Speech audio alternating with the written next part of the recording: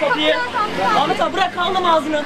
Bağırıyorum ya. Oğlum abi kapıyı Akar kapatır mısın? abi. Kapıyı kapatır mısın?